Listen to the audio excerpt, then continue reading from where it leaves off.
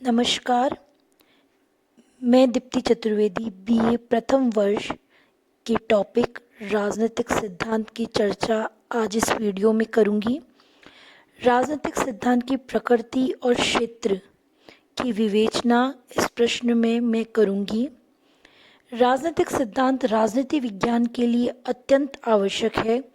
राजनीतिक सिद्धांत पर ही राजनीति विज्ञान का एकीकरण, सामंजस्यता, वैज्ञानिकता और शोध संभावना आधारित है। इससे न केवल शांति, विकास और बाहुल्य की समस्याओं को सुलझाया जा सकता है, वरन मानव मूल्य की विनाशक विचारधाराओं का भी भंडाफोड़ होता है। राजनीतिक सिद्धांत की प्रकृति जानने हेतु इसके अर्थ पर गौर करना अत्यंत आवश्यक है।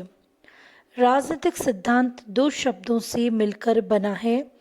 पहला शब्द पॉलिटिकल अर्थात राजनीतिक है, जिसका आशय औचित्यपूर्ण, वैध और प्रभावपूर्ण ढंग से सत्ता, शक्ति, नियंत्रण आदि का प्रयोग है। दूसरा थ्योरी शब्द है, जिसका की उत्पत्ति यूनानी शब्द थ्योरिया से हुई है, जिसका अर्थ है भावपूर्ण चिंतन।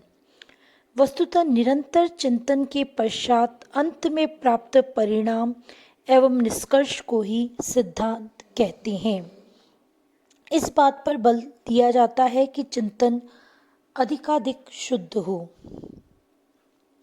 कोकर ने राजनीतिक सिद्धांत को परिभाषित करते हुए कहा है, जब हम राजनीतिक शासन, उनके रूपों और क्रियाकलापों का अध्ययन पूरे तत्वों के रूप में नहीं, वरन लोगों की निरंतर आवश्यकताओं, इच्छाओं और मतों को ध्यान में रखते हुए करते हैं, तो उसे हम राजनीतिक सिद्धांत के नाम से पुकारते हैं।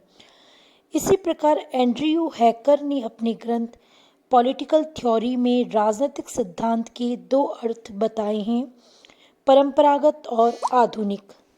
परंपरागत से उनका अभिप्राय राजनीतिक विचारों के इतिहास से है, जबकि आधुनिक संदर्भ में राजनीतिक सिद्धांत आधुनिक जगत में प्रयुक्त राजनीतिक व्यवहार का यथार्थ एवं व्यवस्थित अध्ययन है। वस्तुतः वासबी के शब्दों में उतने ही विभिन्न राजनीतिक सिद्धांत पाए जाते हैं जितने कि राजनीतिक सिद्धांत पर लिखने वाले।